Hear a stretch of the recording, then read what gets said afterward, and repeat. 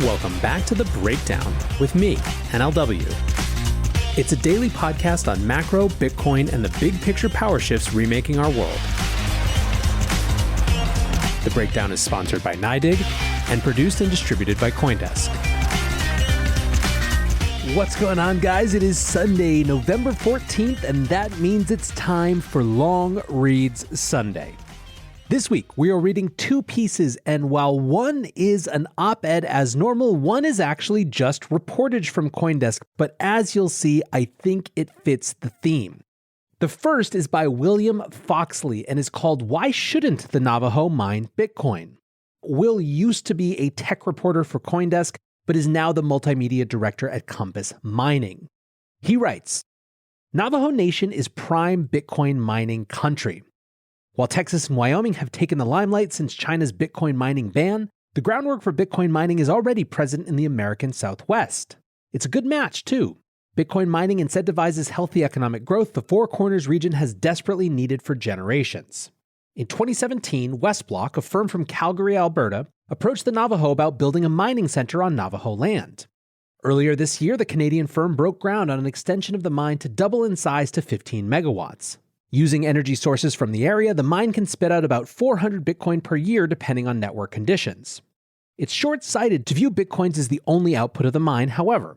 The mine creates prospects for multiple avenues of societal growth, including financial access and energy usage, both of which have been long-standing thorns in the Navajo's side, according to numerous in-person interviews with Navajo Nation members, tribal delegates, and government officials conducted as part of a recent documentary on the subject.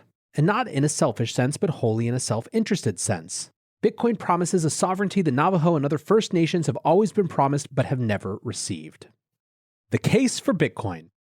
The Navajo Nation is the largest Native American reservation in the United States, and the second largest tribe by head count at around 300,000 members. It's also one of the most impoverished communities in the U.S. A third of Navajos live under the poverty line, while chronic unemployment has become the norm at around 48%. Much of this poverty has roots in the Treaty of 1968 with the U.S. government. Tribal delegate Amber Canas-Bakrati told Compass Mining, "Its legacy is still very much alive, especially in the nation's relationship with the banking sector," she said. Quote, "We're a nation working with the nation of the United States, but they will not recognize that sovereign-to-sovereign agreement when it comes to U.S. currency," Delegate Crotty said. "They want complete control. This control is most often noticed in Native Americans' underbanked status, or what is referred to as the buckskin curtain. In fact, Native Americans constitute the least represented American minority group in the U.S. banking system today. This exclusion results not just in limited opportunity, but baked-in structural disadvantages involving government-to-government interactions. It is especially feared that working with the U.S. banking system could harm the institutions of Navajo sovereignty," Crotty said. For example, is it in the Navajo Nation's interest to interact with the politicized web of financial institutions backed by the dollar? Would doing so harm Navajo sovereignty as a nation within a nation? Regardless, the Navajo remain in an odd predicament as a nation.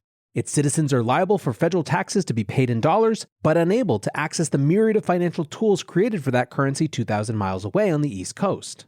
This situation has led to the Navajo exploring alternatives, Crotty said. Future challenges. Bitcoin adoption isn't without its challenges. One such difficulty Bitcoin miners face is the legacy of physical mining on the reservation and a history of exploitation and unemployment around the sector among its people. For many decades, the coal industry provided the Navajo Nation with high-paying jobs and financial support through royalties for our many programs and initiatives, Navajo Nation President Jonathan Nez wrote in a June 2021 letter to Congress. Quote, "Now the mines are closed, the Navajo Generating Station, NGS, is shuttered, and all we're left with is an ecologically devastating and socially unhealthy mess that no one is stepping up to fix." It's no question that Bitcoin mining is a confusing subject. Any locality with a history of earth-based mining will have questions. Although similarities are present, such as high energy usage, the term mining is better thought of as an analogy in this case. Bitcoin mining involves no earth extraction, no long-term health consequences, or damage to local water tables. In reality, Bitcoin mining is a near-perfect alternative for locations with access to high-energy resources. Navajo land is full of both non-renewable and renewable resources, such as coal, hydropower, natural gas, and sunlight. Moreover, Bitcoin mining's demand for low-cost, reliable base-load energy incentivizes renewable sources, the local Navajo utility said.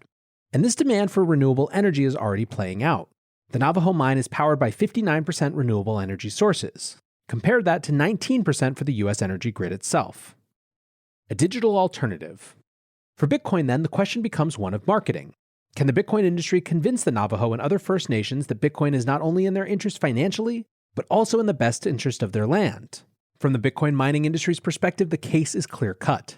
Financially, Bitcoin invites anyone to participate. Anyone can transact freely, enforce the rules with a node, or even earn Bitcoin by simply plugging into the network. Compare that to the incumbent financial system that has sidelined millions of Navajo since 1868.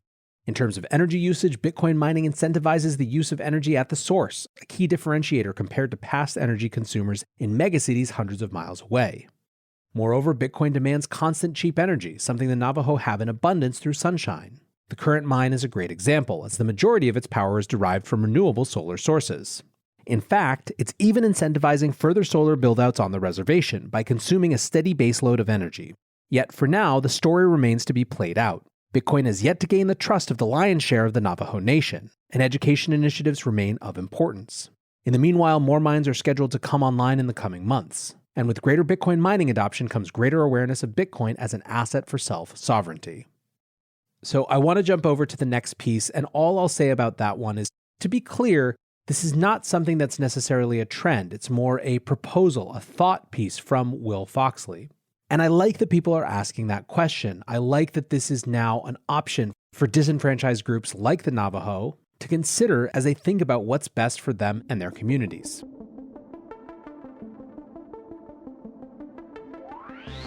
NYDIG sponsors this podcast, and they're helping CFOs, traders, and risk managers safely and securely integrate Bitcoin into their operations.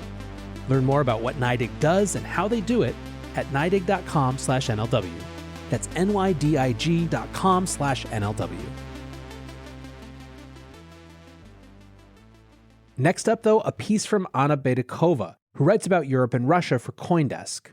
Her recent feature is called "This Imprisoned Russian Artist is Selling NFTs to Support His Family and Fellow Inmates." Every morning, Pavel Skazkin wakes up at the command of correctional officers while the Russian national anthem plays in the background. 4 times a day, guards check on him. The correctional facility where he lives is not as strict as the penal colony he was sent to at the age of 27, after he got caught with a package of marijuana and ecstasy. Inmates at his current residence can walk out of the guarded territory to attend their workplaces in a nearby town, as well as use internet-connected devices. In the latter option, he has found a creative outlet, a sense of purpose, and thanks to the flourishing NFT market, extra income to supplement his inmate's salary of $140 a month. Skazkin, now 31, creates surreal digital art on an iPad and sells non-fungible tokens of the works under the handle Papa Swedes, a wordplay on his criminal charges, family story, and self-reflection after 4 years of incarceration. His art NFTs, too, are a form of reflection on his life and the nature of the Russian penal system. To help others suffering similar hardships, Skazkin has pledged to donate 1/3 of the proceeds from his NFT sales to Russia Behind Bars, a nonprofit dedicated to aiding inmates and their families. "I know how hard it is, both to be in prison and to wait for your family member to get out," the artist told CoinDesk in a phone interview. "I'd like to help." Skazkin's story is an unusually dramatic example of how the current wave of hype and speculation around NFTs sometimes provides new ways to support causes such as human rights, domestic violence victims, and independent journalism. Locked art. Skazkin started drawing his future NFT sketches while in the penal colony in Russia's Bryansk region 200 miles from his home in the Moscow area, where he was initially placed in 2017 after being sentenced to 6 years behind bars. All electronic communications and gadgets are forbidden in such facilities. 3 years into his term, Skazkin managed to successfully appeal for a lighter punishment and was transferred to the venue where he is serving his time now, also in Bryansk. And he immediately started turning his drawings into digital art, he said. He sold his first prison-inspired NFT for modest prices on Hic et Nunc, a lesser-known NFT marketplace that runs on the Tezos blockchain, which has lower transaction fees than the dominant NFT platform Ethereum. That's how Skazkin got into the Russian-speaking NFT community and joined the Telegram group of NFT Bastards, a loose group of artists that this year sold NFTs to help Russian online media outlet Meduza. Then, NFT trader Ilya Orlov noticed a non-typical artist in the chat and thought he'd like to help. "First thing we need to change in Russia is prisons," Orlov told CoinDesk in a joint interview with Skazkin. "As long as we're torturing our own people this way, nothing can change for the better.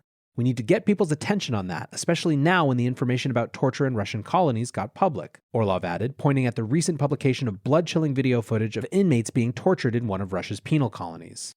Orlov is helping Skazkin to fund his NFT minting. With his inmate salary of about $140 a month, the artist can hardly afford network transaction fees, the so-called gas fees, for creating these tokens on the Ethereum blockchain. Therefore, a smart contract has been programmed to automatically split the proceeds from each NFT sale 3 ways.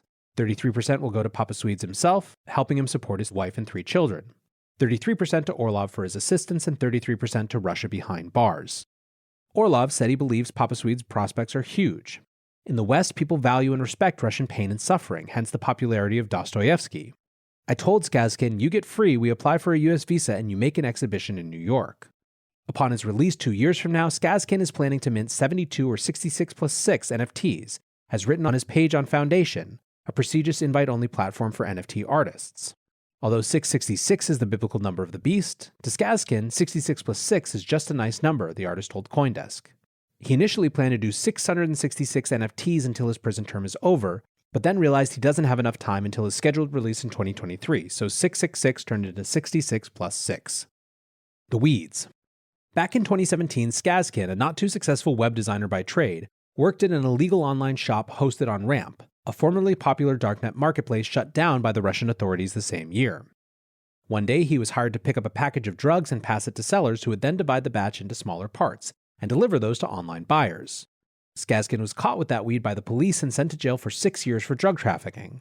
The prosecutor asked for a 10-year sentence, but Skazkin, a father of 3, got 6 years. After serving part of his term, Skazkin managed to litigate and win a lighter punishment, even though he had no attorney to help him draft his court papers, he said. I studied in the prison library, read the laws, he said. When asked about his nickname, Skazkin said it's a portmanteau of several things. The nickname Papa stuck to him after he became a father of 3. Weeds is a double entendre. It refers to Skazkin's drug-related crime. Also, kosyak, the Russian slang for a bad mistake or a screw-up, is the same word as the one for a joint. Skazkin is candid about his criminal charges and prison experience. He definitely ended up in prison for the right reason, he said. However, he believes his sentence was overly harsh. His first NFT work on Foundation, Hall of Shame, depicts a judge and a crying child in a courtroom, a metaphor on how he recalls his own trial. I felt like a kid being punished for the sweets he'd stolen, and there was nothing I could do. Whatever I had to say would sound like baby talk, he recalls. Spending several years in a Russian prison was a tough experience, but it changed him for the better, Skazkin said. I got my brain in the right place, got rid of many complexes, useless thoughts, became more aware. The lesson came at a steep price, though. The penal colony near the city of Bryansk, where he served 3 years, is known as one of Russia's cruelest correctional facilities, infamous for beatings and torture of inmates. It was, quite a school of humiliation, Skazkin said. Darknet education. It was working on the darknet that helped Skazkin to familiarize himself with the concept of crypto early on. Back in 2017, he already had some Bitcoin, he said. In prison, he could only get news about crypto from print newspapers and magazines, or from the rare mentions on the Russian state TV the inmates were allowed to watch, or from his family members who had come to visit.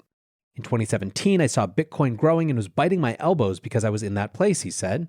In February of this year, Skazkin was reading Popular Mechanics magazine and saw a story about the famous meme-based NFT Nyan Cat, which sold for a whopping 300 ETH, worth about $590,000 at recent levels. I was like, what are these NFTs? Okay, I know what crypto is, I had a Bitcoin wallet, but this is also about drawing, Skazkin said. He decided he would create his own NFT as soon as he got to the internet. Olga Romanova, head of the nonprofit Russia Behind Bars, said the organization has been raising money with crypto donations for 5 years now, and no less than 30% of all donations now come in crypto. Russia Behind Bars is accepting Bitcoin, Ether, Litecoin, and XRP, its website says. NFTs, however, are something new for the advocacy group. Can't say I understand digital art, but I understand people who got in trouble but weren't broken, kept growing, and trying to support their families, as well as other prisoners, Romanova said. This doesn't happen very often, and this alone deserves attention and support. So guys, obviously very different context, very different worlds, but still this common thread of Bitcoin, of crypto being for the marginalized, the disenfranchised, a tool to reclaim power that has been lost. It's the theme that got me ultimately into this space and one of the things that keeps me the most excited about it. So I love hearing stories like this and seeing perspectives like this. So thanks to both of the writers that I featured today, and thanks to you guys for listening. Until tomorrow, be safe and take care of each other. Peace.